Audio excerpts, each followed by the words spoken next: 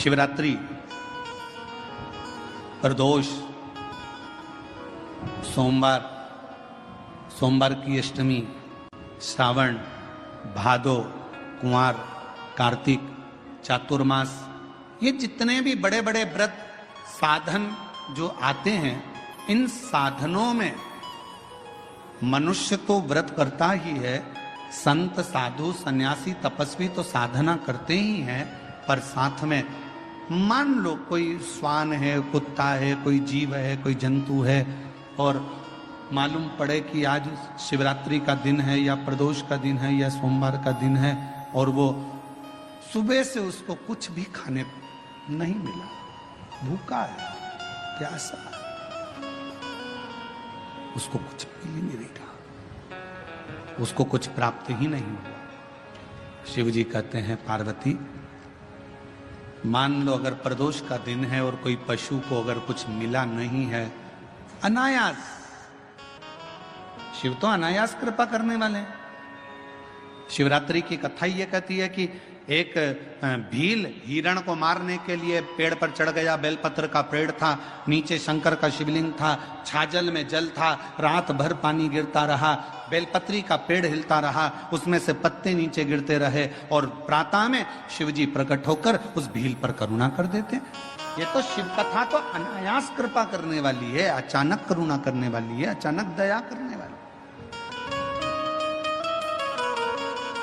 कोई पशु है, कोई पक्षी है, कोई जलचर है, कोई थलचर है, कोई वायुचर है, कोई ऐसे जीव हैं जो तिथि पर मान लो भूखे हैं, प्यासे हैं, शिव कहते हैं, पार्वती जितना मनुष्य को व्रत का फल प्राप्त होता है, शिव कहते हैं उससे 4 गुना ज्यादा फल मैं पशुओं और पक्षियों को भी प्रदान कर देता हूं, उससे 4 गुना ज्यादा।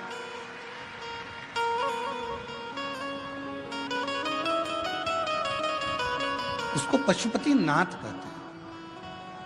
चतुर्मास का समय था, एक संत शिव के अड़भंगे भक्त थे, एक पवित्र नदी के तट पर बैठकर भगवान शंकर की साधना, तप, आराधना शिव जी की करना प्रारंभ कर, पार्थिव शिवलिंग का निर्माण कर लेते, उन्हीं का पूजन करते, उन्हीं की अर्चना करते, उन्हीं की चाकरी करते। नदी के इस ओर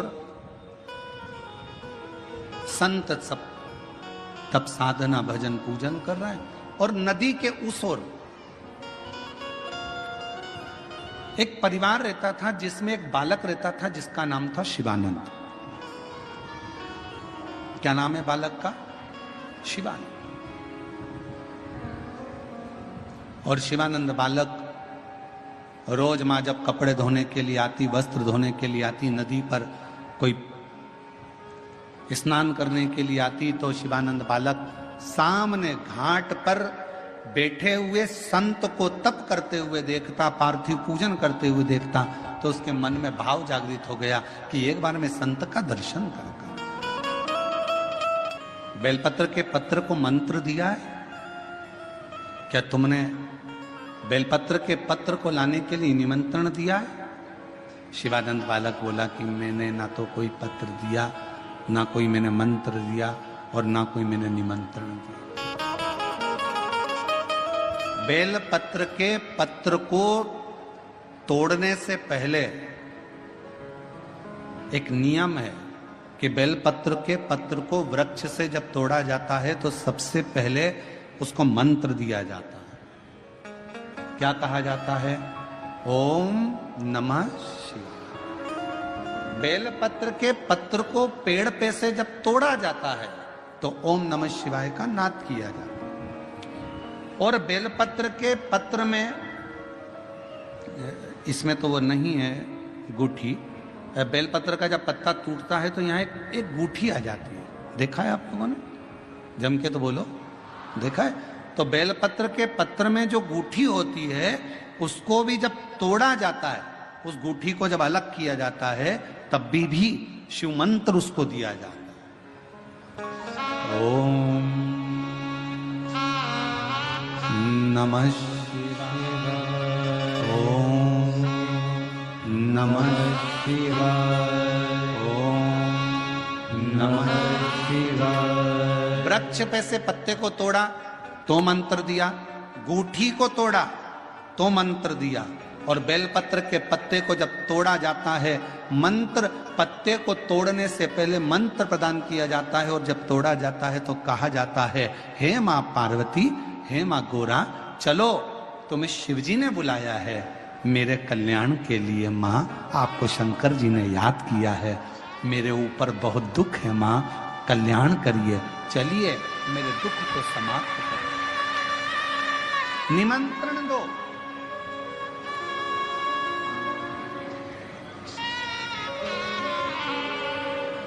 पहले नंबर पर क्या देना है बेलपत्र के पत्र को तोड़ने से पहले?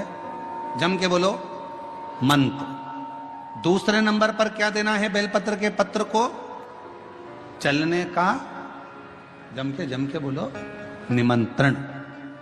मां पार्वती जी से कहो, हे मां गोरा, हे मां पार्वती, हे मां चलिए, आपको शिव जी ने याद किया है। मां, हे मां पार्वती, हे मां गोरा, मेरे कल्याण के लिए, मेरे दुख को दूर करने के लिए, मेरी तकलीफों को हरने के लिए, हे मां गोरा, मेरे कष्ट को समाप्त करने के लिए, मां गोरा, मेरा भंडार भरने के लिए आपको शिव जी ने याद किया है, निमंत्रण दो।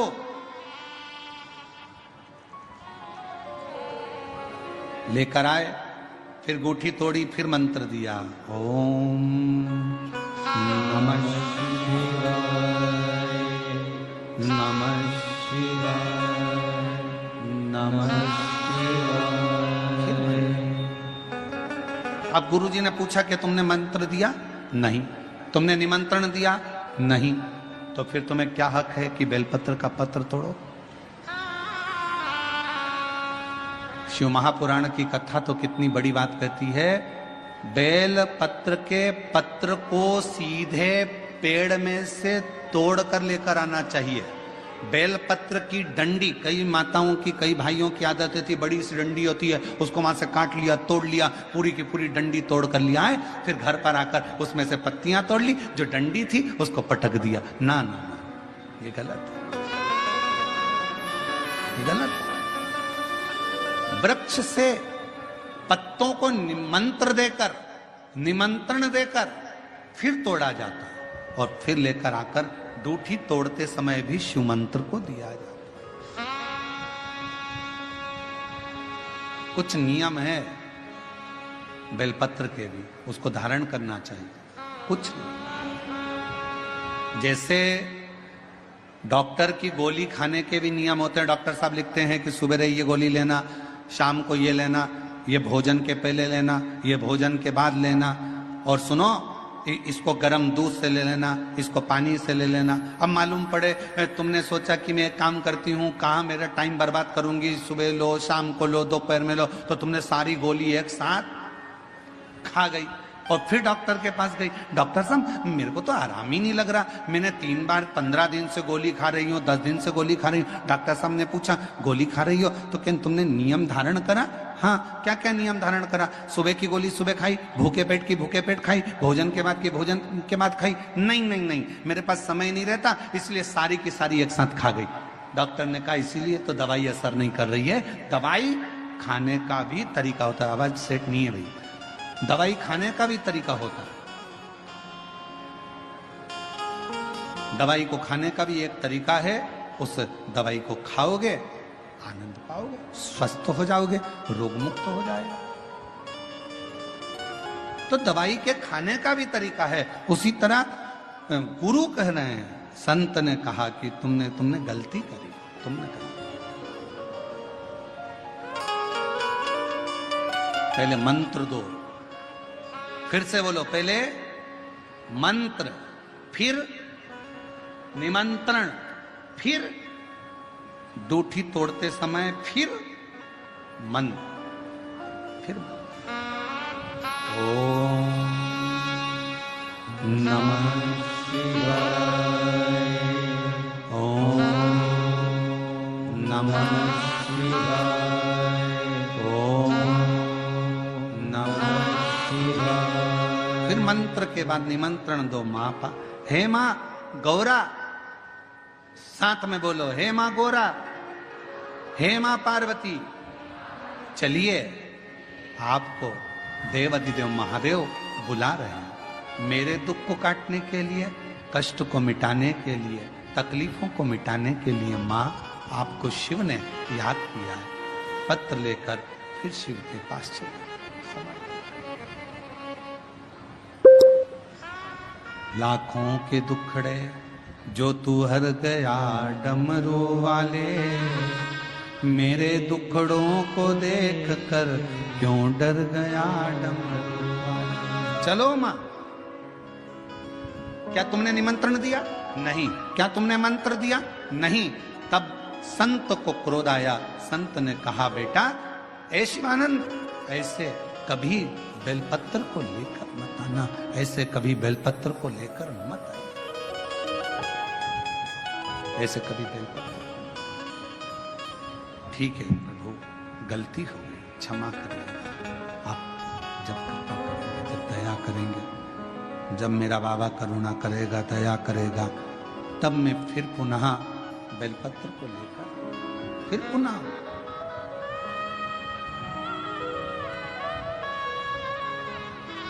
अब शिवानंद जैसे संत ने बताया था वैसे की वैसे ही कहने लगे। अब उसका फल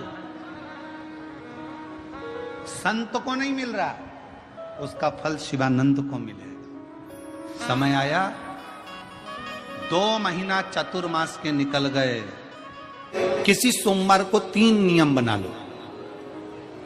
जिस दिन मेरा भोले बाबा तुम पर कृपा कर दे, उस दिन सोमवार का एक नियम बनाओ कि महीने का एक सोमवार मुझे ऐसा करना है। 3 नियम धारण करना है महीने के सोमवार को। पहला, सुबेरे जाकर शंकर भगवान को 1 लोटा जल चढ़ाना है। दूसरा, दोपहर के समय पर जाकर मुझे बेलपत्री के वृक्ष के नीचे एक चावल का दाना रखकर बेलपत्री की 7, 11, 21, 108, 51 जितनी परिक्रमा आप लगा सकते हो वो लगाना है। और तीसरा, बेलपत्री के वृक्ष के नीचे और शंकर के मंदिर के दरवाजे पर मुझे एक घी का दीपक लगाना है। बस ये 3 नियम जिसने महीने में एक बार ले लिया, समझ लो उसको पीछे हटने की जरूरत ही नहीं, वो आगे ही बढ़े।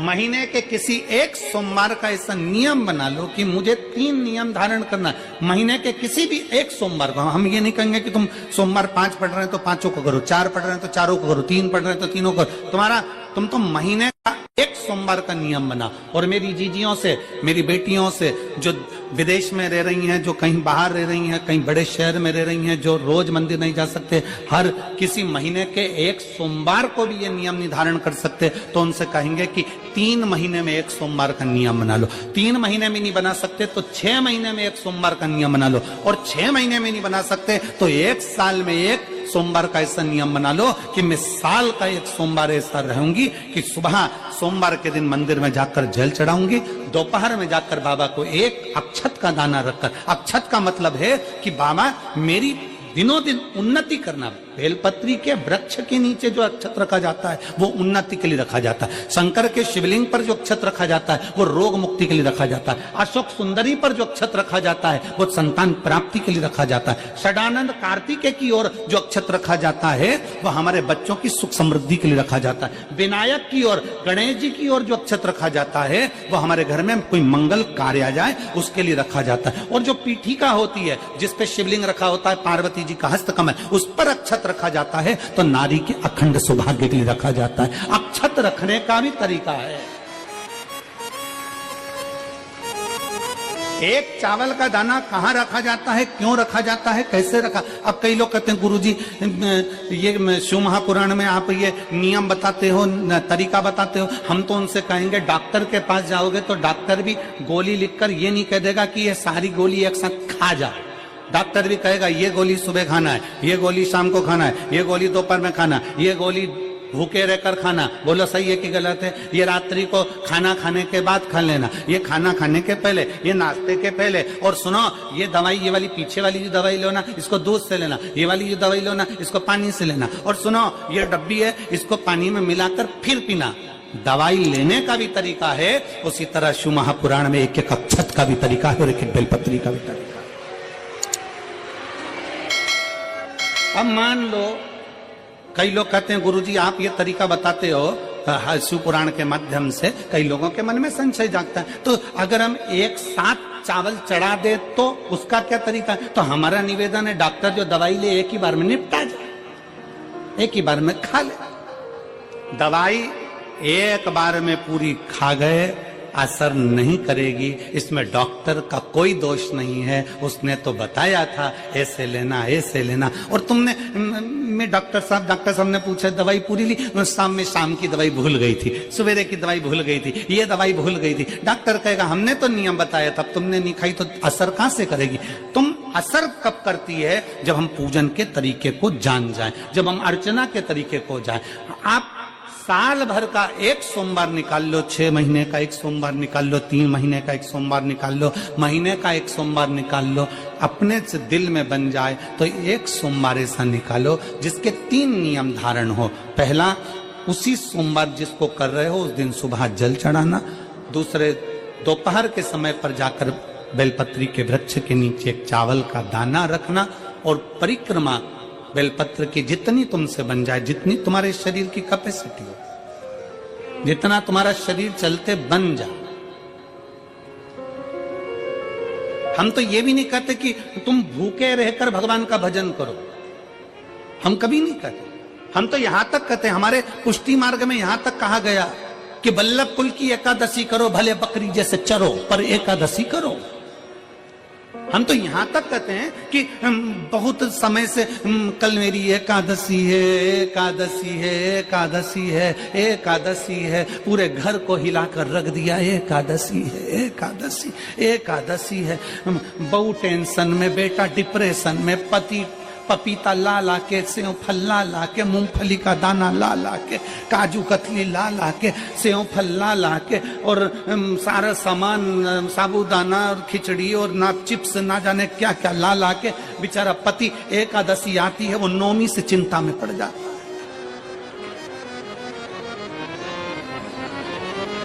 हम तो ये भी नहीं कहते कि तुम व्रत बहुत भारी करो, तुम व्रत उपास भी बहुत टेंशन वाला करो, ना ना ना।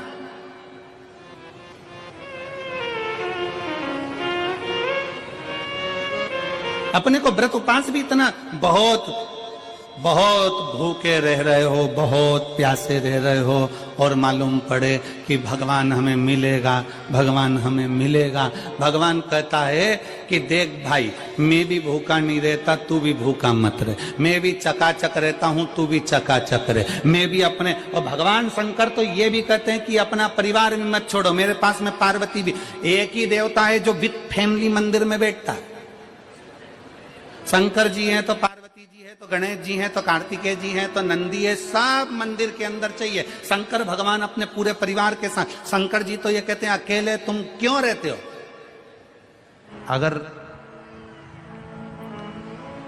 किसी कामना के वश अगर हम दीप लगा रहे हैं या हमारे मन में कोई भाव उत्पन्न है और हम बाबा से कहना चाहते हैं कि बाबा मेरा ये कार्य है आप पूर्ण करिएगा, तो फिर शिव मंदिर में भी लंबी बाती का दीप आप प्रदोष या सोमवार की अष्टमी या सोमवार या आप शिवरात्रि को बाबा से निवेदन कर कर लगा सकते हैं। हाँ, विशेष जब कोई एक बहुत बड़ी बात हो और आपके कार्य में कहीं अटकल हो रही हो, तो एक ही दीप में 2 बाती, शिव और शक्ति, लंबी बाती बनाई, शिव और शक्ति के नाम से 2 बाती एक साथ एक दीप में भी लगा सकते हैं। पर कब? जब विशेष कोई आपका कार्य हो और वो अटक रहा हो, विशेष कोई कार्य, और आप बाबा से प्रार्थना कर रहे हो, तो 2 बाती का भी प्रयोग आप कर सकते हो। मान लो तुम किसी कार्य के लिए जा रहे हो, 5 बार 6 बार तुम उस कार्य के लिए होकर आ गए, या किसी से अपना पैसा लेना है और तुम उसको पास 50 बार होकर आ गए हो, भैया पैसे कब देगा? या किसी कार्य के लिए जा रहे हो, वो कार्य नहीं हो रहा, 50 बार होकर आ गए, वो काम नहीं हो रहा। शिव महापुराण कहती है लाल चंदन, कौन सा चंदन? लाल चंदन को अच्छा घिसो और घिसकर तैयार कर कर बेलपत्री के ये जो दोनों भाग हैं, दर्शन हो रहे हैं आप लोगों को? लाल चंदन घिसो और घिसकर बेलपत्री के ये दोनों भाग हैं, दोनों पत्तियां जो नीचे की हैं, इसमें उस चंदन को लगा लीजिए। अगर किसी से आपको पैसा लेना है, वो नहीं दे रहा, या कोई काम है या जॉब है या नौकरी है या उसके लिए, या कोई विद्याध्ययन का कोई कार्य है, कोई स्कूल में पढ़ाई कर रहे हो और वो कार्य नहीं हो रहा, 5 बार 6 बार करके देख लिया नहीं हो रहा, तो ये दोनों पत्तियों पर लाल चंदन लगाओ। लाल चंदन लगाने का मतलब ये नहीं कि जरा सी तुम बिंदी लगा दो, लाल चंदन जो घिसा है उसको पूरी पत्तियों पर अच्छे से फेरना है, उस लाल चंदन को लगा लीजिए।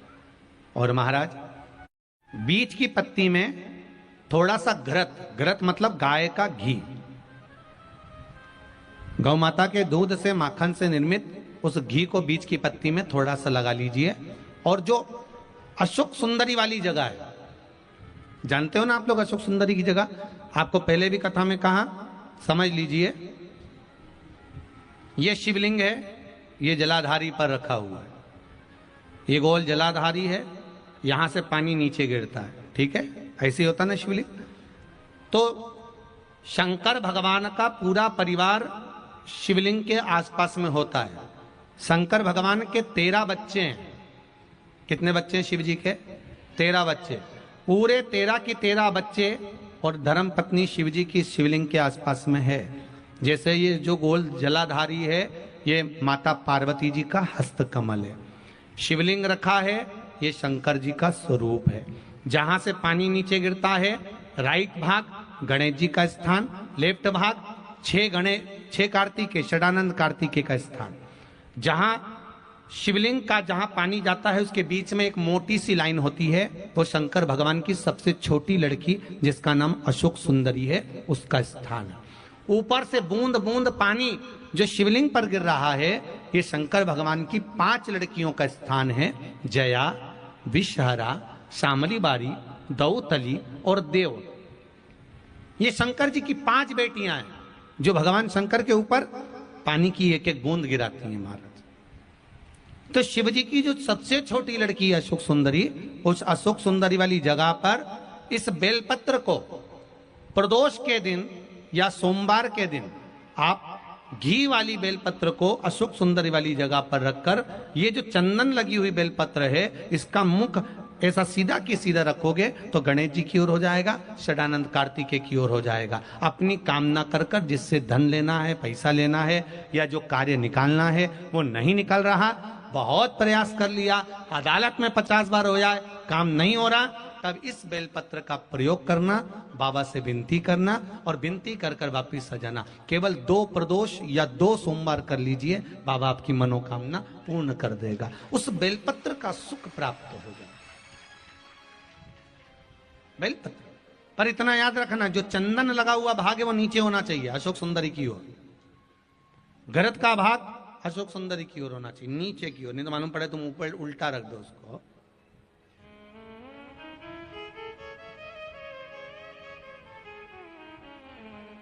शिव स्मरण में यही चीज विवाह में भी कार्य आती है। जिन बेटा बेटी का विवाह नहीं हो रहा, 30-30 साल के हो गए, 28 साल, 40 साल, 25 साल के हो गए, विवाह नहीं हो रहा, तो आज बेलपत्री पर दोनों पत्तियों पर लाल चंदन लगाइए और बीच वाली पत्ती पर पीला चंदन लगाइए। जिसका विवाह नहीं हो रहा उस नीचे की दोनों पत्ती पर लाल चंदन और बीच वाली पत्ती पर पीला चंदन।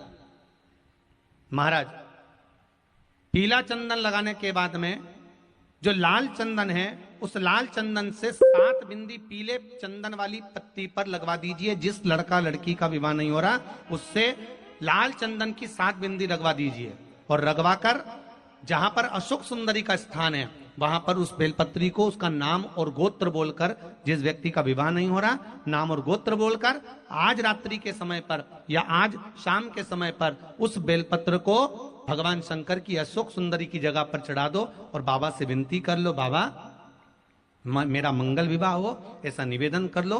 3 महीने के अंदर विवाह पक्का, भगवान विवाह पक्का करा ही दे। जिसका विवाह नहीं हो शादी माधव। बेलपत्री का प्रयोग, बस दोनों में अंतर है घृत का और पीले चंदन का। 7 बिंदी लाल चंदन की जब पीला चंदन लग जाए, 7 बिंदी लाल चंदन की उससे लगवाओ जिसका विवाह करना है। जिसका विवाह नहीं हो रहा उससे लगवाइए, फिर भगवान को समर्पित कर दीजिए।